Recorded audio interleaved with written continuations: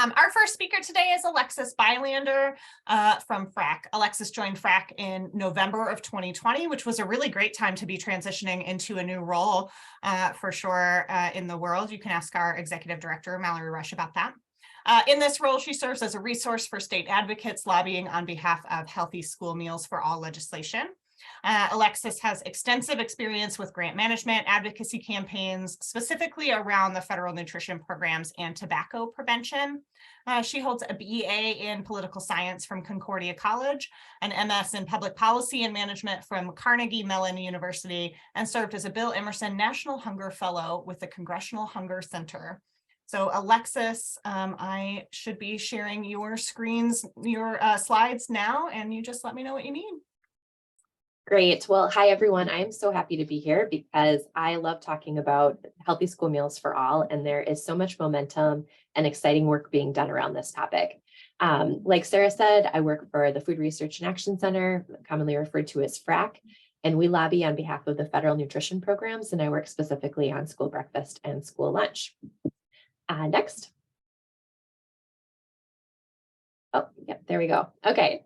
So just to level set, when anybody talks about free healthy school meals for all, healthy school meals for all, school meals for all, there's different campaign names. But what we're talking about is providing free breakfast and lunch to all students, regardless of their household income at school as a part of the school day. Next. So I wanted to share that I'm just finishing up reading Dr. Janet Poppendick's book called Free for All, Fixing School Food in America. And in there, she talks about how there have been calls for free meals at school for all students since at least the 1940s. So this is not a new idea. And in some ways, I take a lot of comfort in the fact that for decades, people have been advocating for this concept. I think it shows that there's merit in this idea. It's also disheartening that it has taken so long to make progress on this. But the pandemic, for so many things, really changed the landscape and was a milestone moment. And that is very true of school meals. COVID-19 really showed the critical role that school nutrition plays for children, both for nutrition and for academic achievement. And free school meals were available to all students at no cost during the pandemic through waivers from the U.S. Department of Agriculture. And this really served as a trial run of what a free school meal for all policy could look like nationwide. And it was a trial run that we got to see work for a little over 2 school years. Next.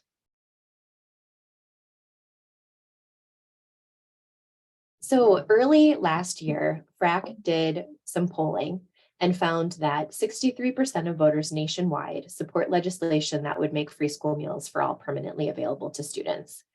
So I feel pretty good about that number and where it's at. And since then, some state campaigns around free healthy school meals for all have been able to do state-specific polling and have found numbers around that range or a little bit higher.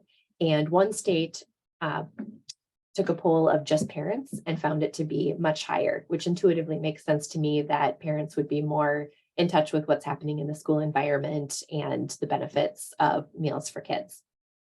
Next. You likely have seen over the last couple of years the steady stream of supportive earned media around the idea of feeding kids. And these are 3 headlines, but I could just do multiple slides talking about this in the news. Next. You know what? And I think we missed one slide a ways back about the benefits of free healthy school meals for all. So let me just see if we can. Nope. Well, do you know what? That's okay. I talk about this all the time, so I can remember them. So I'm sure that those of you who are participating in this meeting today can think of why providing free meals to all kids would be a benefit. But let me list some of the ones that we frequently reference. The first is that providing meals to all kids would ensure that everybody is hunger-free and ready to learn and to get the most out of their school day. It would also help reduce any stigma associated with school meals by allowing everybody from all income levels to openly participate for free. It would also ease administrative burdens that come along with putting kids into the current rates of paid, reduced price, and free. And it would also make it easier for there to be innovative service models like breakfast in the classroom, which can be really successful.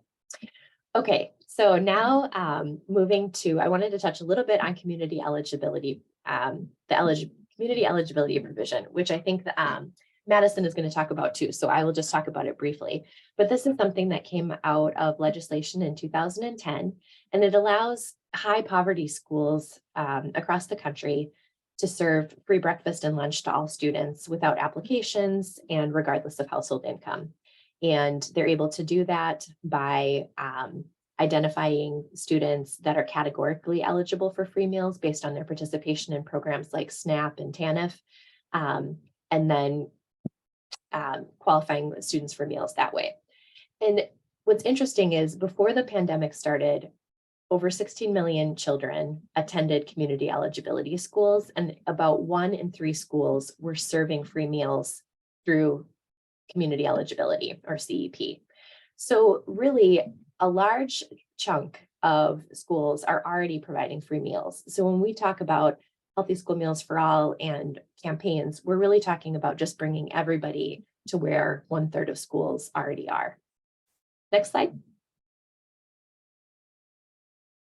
So there's 3 pathways that FRAC sees for there to be free healthy school meals for all students. The first would be federal legislation, which would pass this policy for all states all at once. And there have been bills introduced in Congress to do this, but they haven't made it very far. The next is state legislation, each state doing this one at a time. And this is where you're really seeing the energy and the momentum. And I have a map to convey that shortly.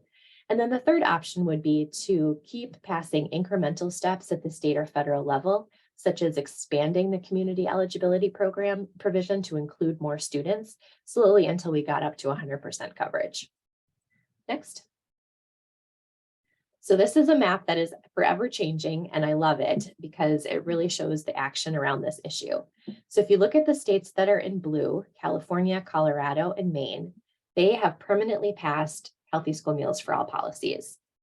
Nevada is unique in that it has a policy in place for free school meals for this school year and next school year. And then the states in yellow, Vermont, Massachusetts, and Connecticut, have policies in place for this current school year and are working on a permanent policy. And then all of the green states, including Missouri, are places where there are active campaigns. And we define at FRAC what an active campaign being, in most cases, where legislation has been introduced, and in a few cases where there is already a strong coalition and a movement, and people are looking for policy champions in state legislatures. But there are over 20 legislatures across the country that are currently considering or have bills pending around free healthy school meals for all. And so I really think that this is the direction that we are headed in, and this is what the future of school nutrition looks like. Next slide. So many of you may know that there was a White House conference on hunger, nutrition, and health not too long ago. And after that event, the Biden administration put out a national strategy document, and it included a lot of things that would help create food security for people in our country. And there was a relatively short section that talked about advancing a pathway to free healthy school meals for all. And so while there's not a lot of details in it and the time horizon is fairly long, it was very encouraging for at least the idea of this to be included in that document. Next. So I just wanted to end with a quote because we have collected stories from school administrators, teachers, parents, students about what it meant to have free school meals during the pandemic, and for many states, what it means to not have that now. And this is a quote that just really hit me. It's from a school staff member, and they say, "It's been incredibly personally healing to see how universal meals has really equalized school meals and allowed all students to access them without stigma. I would watch a whole class come down for breakfast together or a whole class line up for lunch, and it literally brought me to tears to see how universal meals change the culture of school meals." And I just think there's so much power in the way that we operate school meal programs. They do so much good, and by making them free for all, they would be that much better. So I look forward to questions and hearing your comments on this issue later. And now excited to turn it over to the other speaker. Awesome. Thank you so much, Alexis. I think that's exactly right? Even just as a parent, that equalizing the school meal experience was so important and powerful.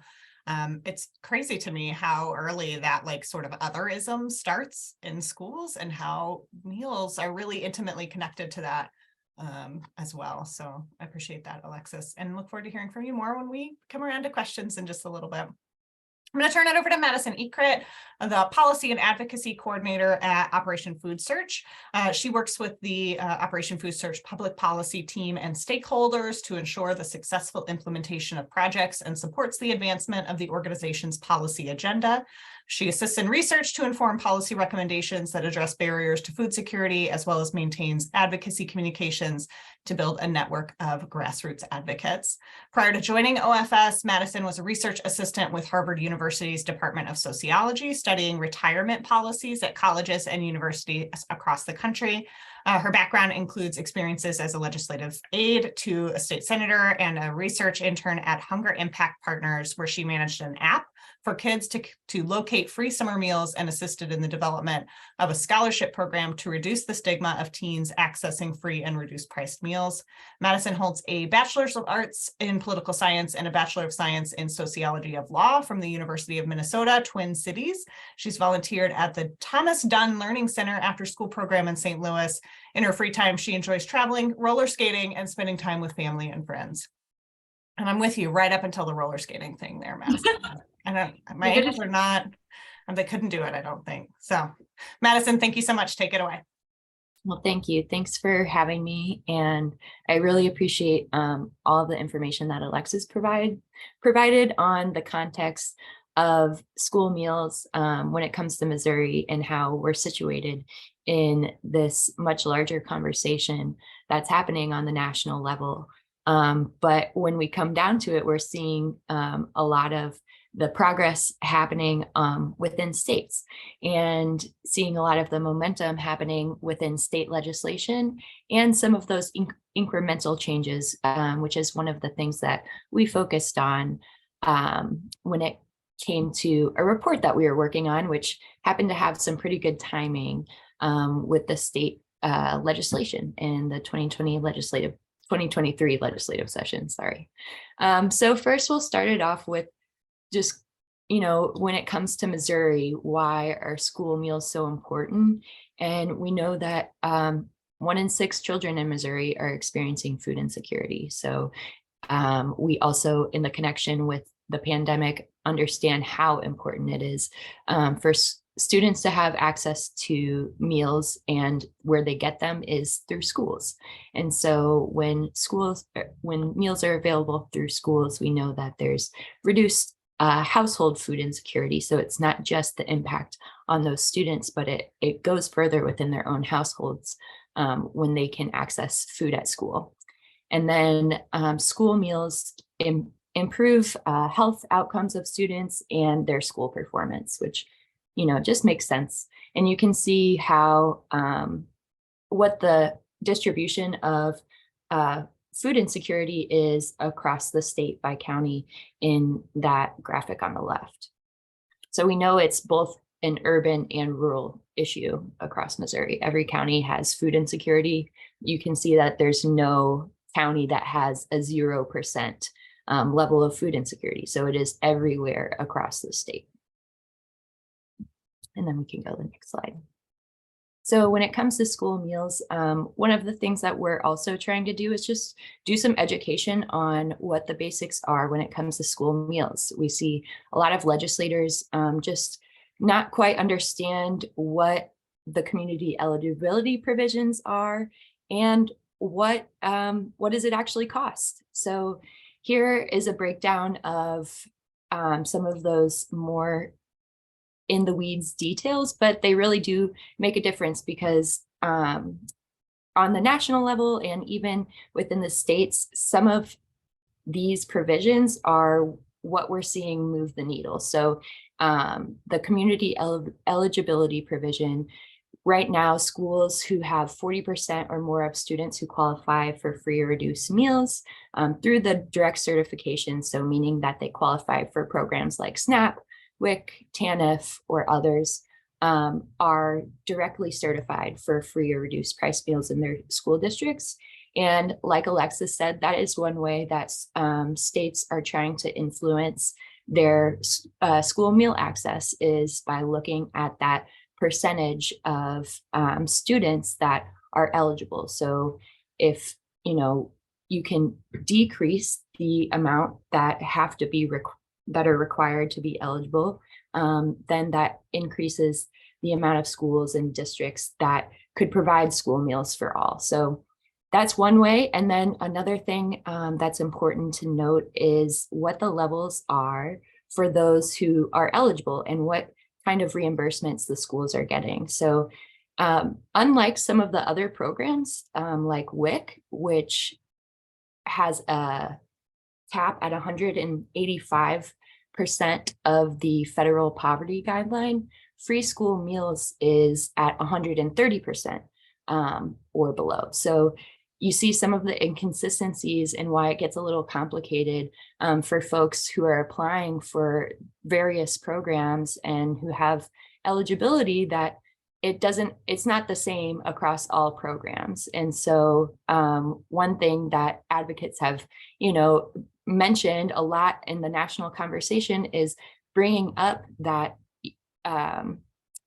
free meal category to those who qualify for reduced. And that's what this next report that I'm going to talk about focuses on, is what happens if you were to collapse that reduced price category to those to qualify for free meals. And then you can see the slight differences in reimbursements for schools between free and reduced price meals and what those copays are for students. So 30 cents per meal for breakfast and 40 cents per meal for lunches is the copay that students are responsible for if they're eligible for those reduced price meals. And it may not sound like much for one meal, but those do add up over time. So we can move on to the next slide. And so Operation Food Search worked with Washington University, the Social Policy Institute there, to look into what it would be like for the state to basically collapse that reduced price category to free meals. And like Alexis said, that's one kind of incremental step that we're looking at as a stepping stone towards universal school meals, especially knowing in a state that is controlled by a conservative majority who doesn't often like high price tags on their bills, or any price tag to say the least. We know that we've got to be cost conscious in the bills that we're putting through the legislature, and this is one way to address that fiscal note that can be oftentimes discouraging to some of the majority party. And so school meal, this is a report done in partnership with WashU, and it focuses on that collapsing of the reduced price category to be free. And so we do see that though both free and reduced price eligibility categories increase the food access for students, there is a difference in how they're experienced. Those who are eligible for reduced price meals tend to participate in meals less often than those who are eligible for free meals. So there's a difference in usage for those two different categories. Even though, you may say that the copay isn't very much, there's still an impact when it comes to getting that food. So we also saw that participation, though participation in breakfast in Missouri is relatively high, there's still a considerable lag behind participation in lunch. So in this report, you can see the breakdowns. They do a really nice job of detailing the differences over the last few years of participation and costs associated to the state as well as to the families on usage of reduced price meals compared to free meals, and then what that cost difference was and how much it would cost the state to collapse that category, which really isn't much when it comes to our state budget. It's within a few million, I think under $20 million, which for our state with a lot of excess funding at the moment is a pretty reasonable price tag. So there are really meaningful pathways to achieve universal school meals, especially in a state where it may not seem as politically viable, but we've seen some success with this pathway in other states. There have been 9 states that eliminated the reduced price copay, and 3 that have moved from that to the universal school meals that Alexis highlighted earlier. So we do see this as a really viable stepping stone towards the ultimate goal of universal school meals. And then we can go to the next slide. So currently, there's 3 bills that were introduced during this legislative session that do talk about universal school meals. And all were referred to committee. So that's really exciting and a little bit unexpected. Honestly, we didn't know that this would be receiving so much momentum this session. And we were really thrilled to see Republican House members be, ones to lead the introduction of the bill within the House. So that was really exciting. And we've since met with them to talk about what their goals are and what they think, the viability of these bills are and how we can support. So right now, these were recently referred to the elementary and secondary education committees, and they have not been scheduled for hearing yet. And so one thing you can do is reach out to those who are on the committees and ask for them to have a hearing for these bills. But I think right now, this is really an opportunity for education for these legislators. And yeah, they're basically starting the conversation for us, and we have the chance to really show up and tell them that this is important to us. And if this is not able to pass, then we'd like to have some sort of movement towards expanding these meals and food access for students. And so something like a stepping stone to collapse that reduced price meal would be a good alternative if we're not able to achieve universal school meals.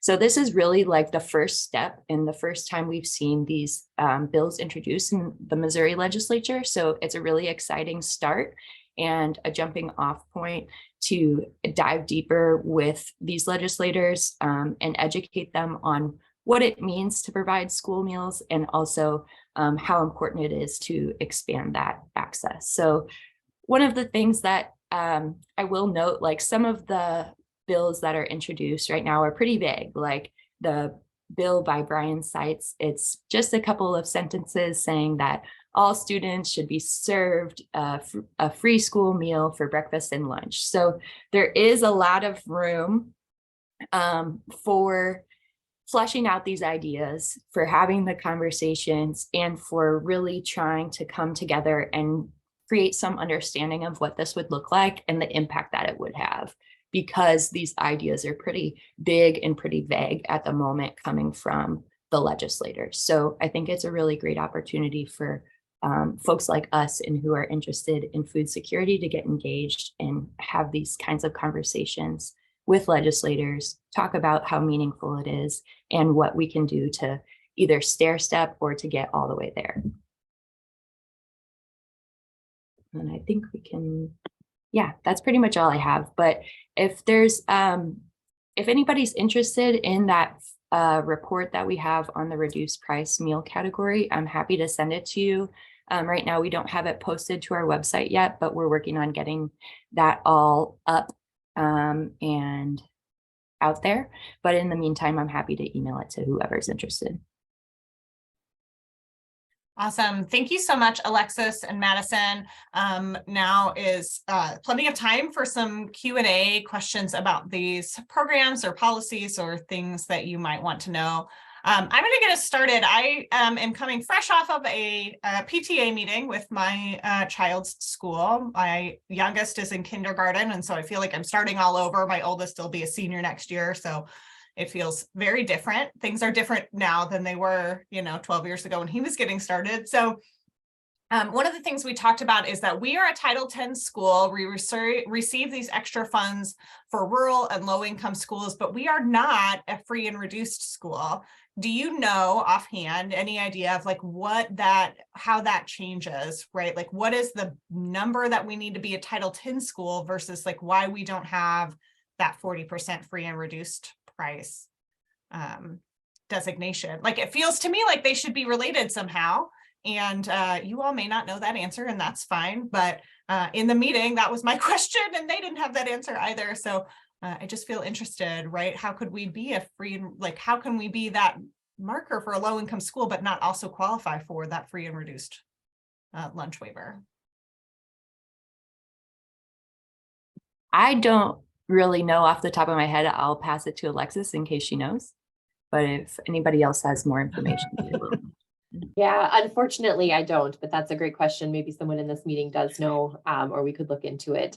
I did just want to take this opportunity to say, building off of Madison's presentation, I mean, she is absolutely right. And that eliminating the reduced priced co-pay category is a great step on the way to universal meals. And lots of other states have done that. And some of the states that have Healthy School Meals for All policies in place now, they had been doing years of work to either eliminate that category or to pass policies to end lunch shaming or some other great steps that got them into a position to be ready to do universal meals. So I just wanted to really echo what you said, Madison, because there's steps, there can be steps to how this gets done. That lunch shaming, that's the key around like balanced is due, right? Yeah. Yep. Yeah. What a terrible practice. Yeah, I know there were some bills previously introduced that talked about the school meal debt lunch shaming, and they've been introduced before. They haven't really gotten much movement. But I think if we end up being able to, push something like this forward, whether it's this year or something in the future, I definitely think that that is an important piece to be included, is like, when people do have meal debt, how are we going about addressing that and making sure that we're really doing it in a safe way that's not going to be harmful to the children. So yeah, great point. Thank you. Yeah, thank you so much for talking about that. I think that's really interesting, as Madison sort of mentioned, right? Even at 30 and 40 cents per meal, that's still a lot for many households. One key we're not talking about is that federal poverty line designation just not being realistic, particularly in 2023, but 135% of the poverty line is still very low income, and really difficult for most parents to make that work. Yeah, one point that's mentioned in the paper is that those income eligibility rules haven't changed since the 80s. So it's something that should definitely be revisited and reconsidered. What is, the real life experience of somebody at 130% of the federal poverty guideline? And also, how different is that from 185%? Because we also know, especially from more recent research, that people who are above 185% are even more likely to share more of the experiences of food insecurity of people who are in those 130 to 185 category than sharing similar experiences to people who are food secure. Yeah. So that is also one of the stair step type of bill, proposals that you can make, and that we've shared with the legislators who've introduced these bills is that even besides expanding that free category to 185%, expanding that all the way up to 300%. Yeah. And that's something that was introduced within Ohio this year and is being considered, but I don't think that it's necessarily passed. Do you know, Alexis, maybe if that's passed anywhere?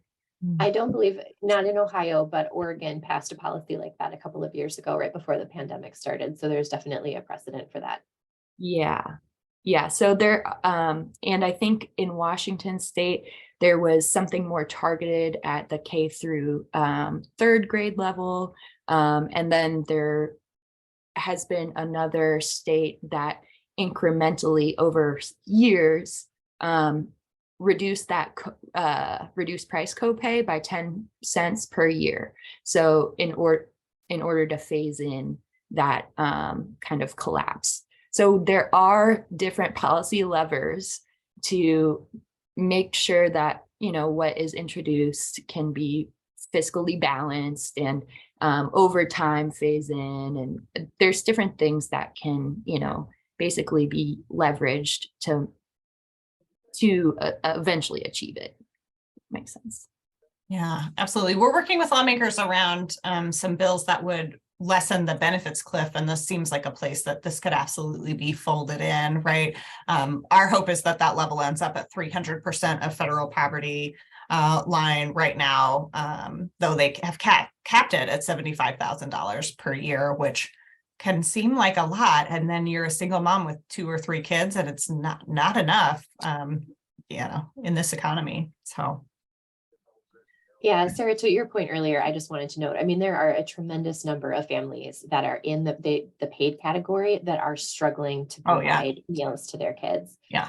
And one argument that we hear from the opposition on this issue is that, you know, taxpayer money shouldn't go to paying for meals for families that can afford it.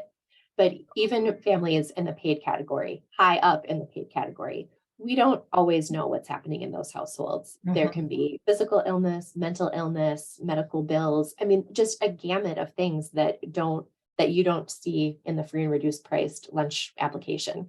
And it's really issues we don't need to know about, because we're talking about meals that help children get through the school day. And that can just be another thing that schools provide to ensure that kids are getting the most out of their education. Yeah. Yeah, Alexis, it's one of those places where we just can't look at public policy in a silo, right? Like we can't actually, if a household is food insecure, there are other places where their basic needs are not being met as well. Housing, healthcare, a variety of places likely, right? And so we just can't imagine that because we think that that dollar amount is enough to support someone, you know, there's a judgment there. They're making, you know, bad choices instead of who knows what type of experiences they have had before, what they're paying for rent to stay in that school district or community, or because there is not affordable housing available to them, what type of medical bills and other types of debt, right? It's not uncommon in families of poverty for the kids to turn 18 and have a level of debt in their name. And you just, you know, this takes it's just not a quick process, right? Yeah, 20 years. Households in poverty need 20 years with nothing going wrong to work themselves out of poverty. So that's just unfeasible for lots of reasons. So I appreciate that very much, Alexis. That's right. We do have a question from Susan in the chat. What's the flow of federal to state to school dollars? How much control does the state actually have there? Madison, you or either one of you may be able to kind of answer a little bit about that. I can put that slide back up too that you had, Madison, about. So one of the things that I do know, and I can maybe look into this a little bit more too, is that if the reduced price category is collapsed, then we still receive, I believe, that federal funding and the reimbursement rate for those who are in that reduced price category. But if we were to, so basically there's a lot more funding that we would get federally to cover those costs. And that's why the fiscal note for Missouri isn't so great. Not only because there's fewer number of families that are eligible for that category, but there's also a certain amount of federal dollars that we get by just doing that collapse, versus if we were trying to do the full universal school meals, then there's a lot more cost, I'm pretty sure, associated even for those people who are on that reduced price category. And correct me if I'm wrong, Alexis, but I'm pretty sure that there's like additional kinds of funding that we can get for that category of folks if we do the collapse rather than the universal at this point. Yeah, I was just going to add that, you know, the federal nutrition programs are federal programs. And so federal money and federal rules, and those flow down to the state child nutrition agencies in every state, which are often usually the Department of Education or the Department of Agriculture, and they provide oversight of the programs being administered in schools and school districts. And so the money flows from the federal government to state government to schools, and then the reporting and information flows back up this way. But the federal rules are really like the floor, and states have a lot of room and opportunity to invest in these programs and make them stronger at the state level. So for example, Minnesota, where I currently live, they provide an additional reimbursement above and beyond the federal reimbursement so that schools have more money and resources to provide higher quality meals. And you'll see states eliminate the reduced priced copay or pick up the rest of the tab so that all kids can eat for free. There's just a lot of room for innovation at the state level. Yeah, I can imagine. Linda had a question about your map, Madison. So there we go. Hi, Madison. I just noticed something in the map that kind of surprised me. I live in Southeast Missouri, and usually Southeast Missouri is a big black blob for whatever social service it is, and it's always the worst data. But if you notice Carter County, which is just the second county up from the south border, it's a little county. It's bright. It's it's a bright color. It's not bad, and I'm wondering. That's my home. And I'm wondering what happened. What is Carter County doing to not be part of that black blob anymore? It's perplexing, but in a good way. I wish I knew. That's a really good point, that there's kind of an island in there that is seeing obviously a little bit of a difference. So I'm not sure if maybe are they on the cusp and they're just like really close and not quite meeting that cutoff for the next threshold, or if there's a certain level of, additional services or something that's being done differently there, but it could be worth looking into. I think. Yeah, because I have to ask some people at the schools. There's only two school districts in the county. Reynolds County, which is up from us, the long pink one, is the same type of economy and everything, and so that's a bit of a surprise also. So that just really stuck out to me. Thanks for that point. That is a good one. I'm wondering if there's, what if, because too, it is like individuals food uncertain, so not just children on this map. So it may be beyond just, relative to school meals. Maybe there's really good, some other service provider maybe there that has improved the situation, or I really am not sure, but I think that's a good point. Could be worth looking into what are the differences there. Okay, thanks. If you find something, feel free to reach out. I'm curious too. Yeah, good catch, Linda. That is perplexing. Well, I used to work for the Department of Health, and we made maps about all kinds of health indicators and stuff like that. I just never saw that before. So it's a mystery. Yeah, I like a mystery. that's right. Good. I don't see any more questions in the chat box. I will do my best to sort of sit here awkwardly in silence for a moment in case anybody wants to come off of mute. It's not my most comfortable space.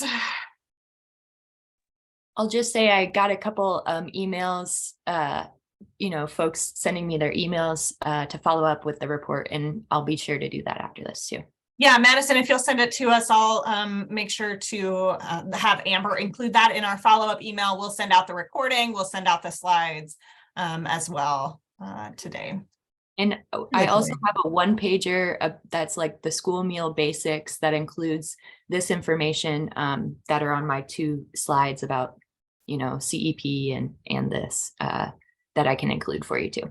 Yeah, excellent. Very good. Well, we're going to go with an extra couple of minutes in your day. Please fill out our survey. I'm going to link it again in the chat box so that it's easy to find. This helps us know what went well, what you want to see, what you want to hear from us next.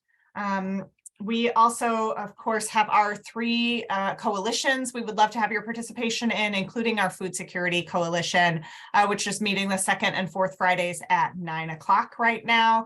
You can sign up for our newsletter, you can learn about our podcast, and sign up for our week of action coming the first week of April. All of that can be found at empowermissouri.org. And we look forward to continuing to work with you and hear from you moving forward. Thank you so much, everybody. We'll keep this room open for a second so you can fill out that survey before we kick you out. But Madison, Alexis, thank you for your time. We appreciate it and your knowledge. Thanks so much. It was a great discussion today.